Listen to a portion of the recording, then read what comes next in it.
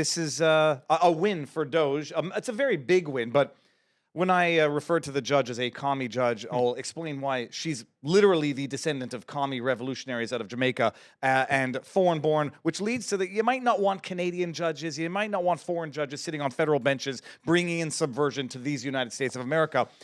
The bottom line, DOGE has been making some massive headway, discovering wasted funds everywhere, and people have been freaking out about Elon accessing personal data, yada, yada, yada.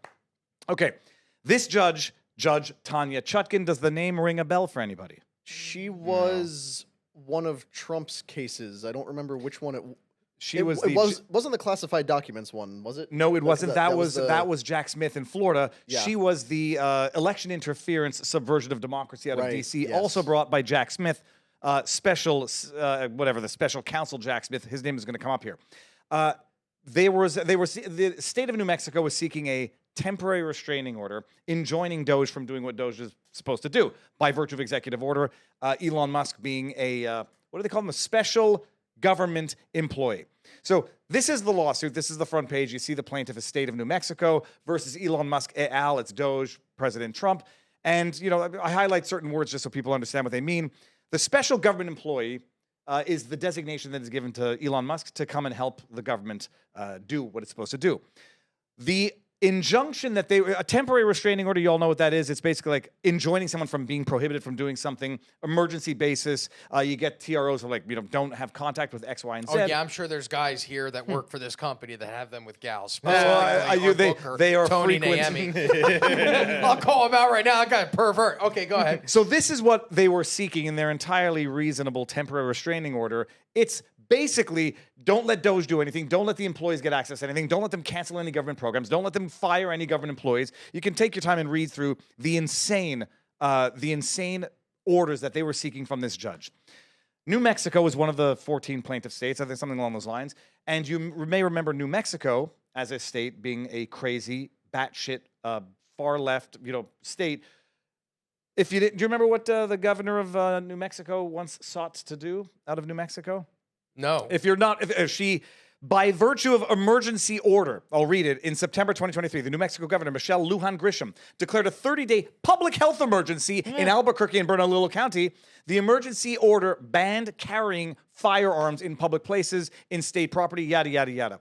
So they had learned their lesson from the lessons of COVID, which is we can do whatever the hell we want, violate the Constitution, so long as we invoke emergency needs to do it, and screw your Constitution. This is the nature of the plaintiff in this lawsuit. The lawsuit was so frivolous that even this commie Judge Chutkin could not issue the order, grant the TRO, and basically said, look, you want us to, there's no emergency, there's no imminent irreparable harm here by any means. So I'm not going to go in and say, you guys fear that Elon might do something terrible, might interfere with your rights and whatever. If it happens, you come back. But it's not the mere prospective fear of potential harm that qualifies for the criteria of issuing a temporary restraining order, which is like immediate harm, irreparable harm, balance of inconvenience, all these other things. Which, by the way, never works, right? Like when it's on a romantic level, right? Oh, it is a piece of paper that tells the guy, you got to stay away from the girl, leave her alone. Well, but then once they break that order, because I know women, and I'm not women that had them out against me. Let me preface this conversation with that. No, but I dated a girl that had a very violent ex who, I'll be quite frank, it's the mother of my 15-year-old.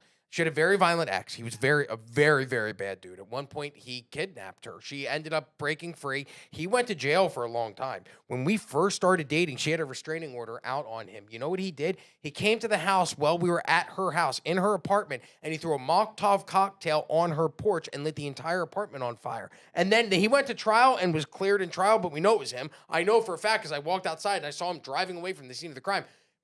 Restraining orders realistically don't, unless they're practiced in law, they're just a theory. It's a piece of paper. It says you can't do this, but people can violate them anyway and then deal with the consequences after. When it comes to relationships, there's no rational thought there. It's basically someone who's emotionally involved and will go to jail. In business, if you violate it, there's financial penalties. It's more of a practical reason why you would abide by the TRO. So you can't just act like it didn't happen and continue to proceed. You'll end up getting in trouble. That was my point. Yeah, when it comes to business, you'll get fined. You'll be held in contempt. When it comes to like those types of relationships, people go to jail for life for those types of emotional things. If DOGE employees start throwing Molotov cocktails at people, I'd imagine there would be repercussions. Okay. But, so if that's what you're worried about. Well, bring this one back up and then go to the last paragraph and expand that so the old people in the crowd can read it, that being me. This is where the judge is throwing a little bit of a bone, saying, look, your order is ridiculous. It's outlandish. We're not granting it. You haven't shown any urgency. Your mere fear is not a big issue.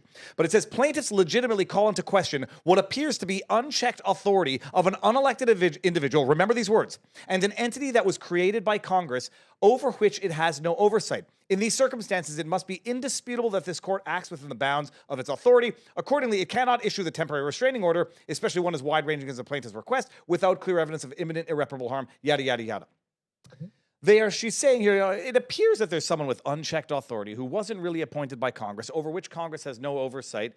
Does that sound familiar to any name that we had mentioned earlier? Special Counsel Jack Smith. Exactly. Special Counsel Jack Smith.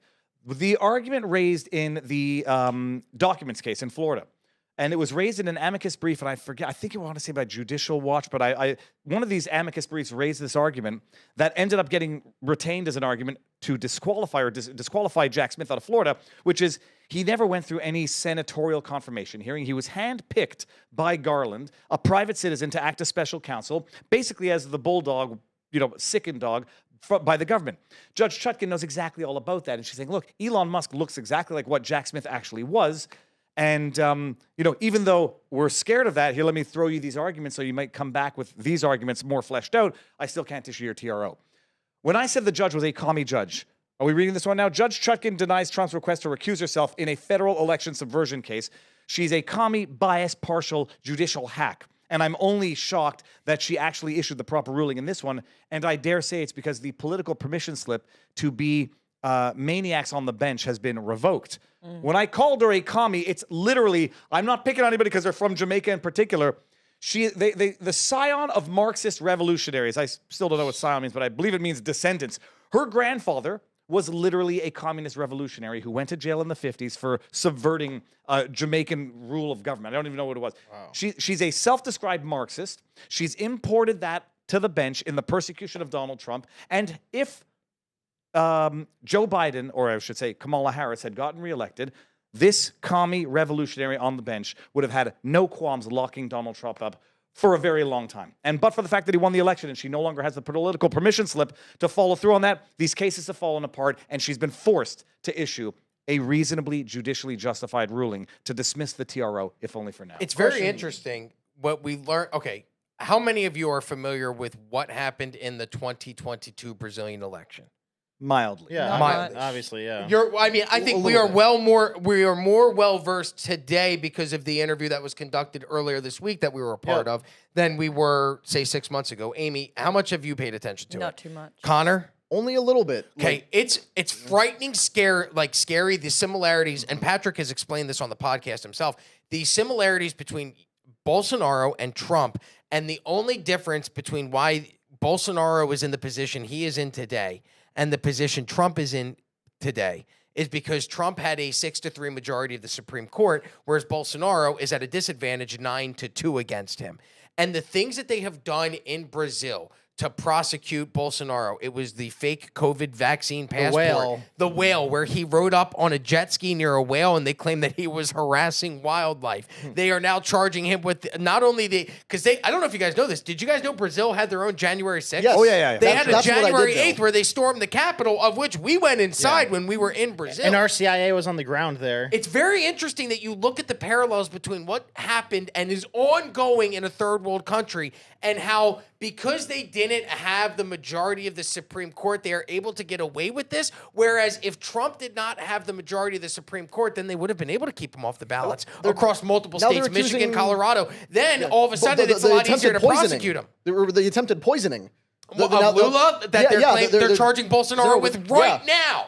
It's crazy. No, God acted. I mean, it's crazy that Obama only got to appoint one judge during 8 years and Trump got to do 3 in 4 years. Like, that's the hand of God. Which literally could be what's going to save the United States of America, is that Trump didn't end up getting kept off the ballots illegally, and the Supreme Court didn't rule in the favor of the courts that were deciding that, because now Donald Trump is able, because now he's able to run. Bolsonaro is not able to run until 2030? As of right now, yeah. As of right now, he's not allowed to run until 2030, and he has been accused of many things, but convicted of... And they're trying to throw 38 years of jail time at him with this latest thing. Which... It's insane. Appreciate also, like, among all those miracles, Trump also survived that first July 13 assassination. So did Bolsonaro. And we had Bolsonaro was stabbed, and he's like 68 when he was stabbed. And we had Joe Manchin. Think about all the things Joe Manchin protected us from, with like being that one vote that held out with all the things they wanted to do. That's another thing not to overlook. And look at how different the country would have been if Obama had been able to appoint Merrick Garland to the Supreme Court. Imagine what it would have been like if Ruth Bader Ginsburg had retired, like so many Democrats were calling on her to do during the Obama administration, rather than holding out her position until her death under Trump. Yeah. And then Trump decided he was going to fill that vacancy right at the end of his term because that was his prerogative to do. And anyone, trying to say he had no right to do it and should have left it open for Biden clearly does not understand how these appointments work. What they did to Merrick Garland, they refused to give Garland his confirmation. Exactly. So he never got in. What they did with Bolsonaro in January 8th to create the January 6th, it's what they did in Canada. It's what they're trying to do to Kalin Georgescu in Romania. This is how they subvert democracy, and it does have all of the fingerprints of the usual suspects. If you want to find something very interesting, a rabbit hole that I started going down when we went to Brazil, there is one Supreme Court justice that seems to have a hard-on for Elon Musk, for Bolsonaro. His name is Alexandre de Moraes. And he's the guy who wears a cape. He got blocked today. You saw that? I didn't know if he got blocked or he pulled down his own account. What's very interesting, look into who he replaced in the Supreme Court, in Brazilian Supreme Court. Do you guys know the name Teori Zavascki?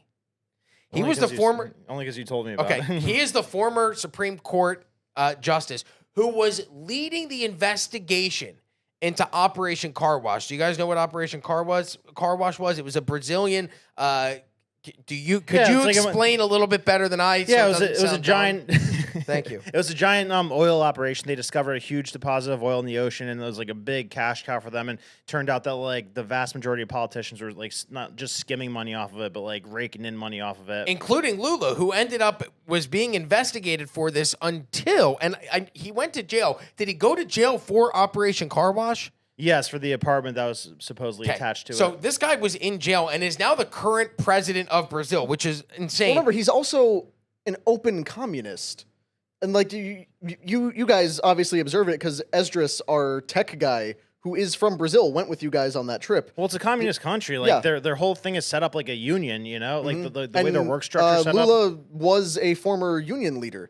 Like Esdras is the most quiet, reserved, polite guy you'll ever meet.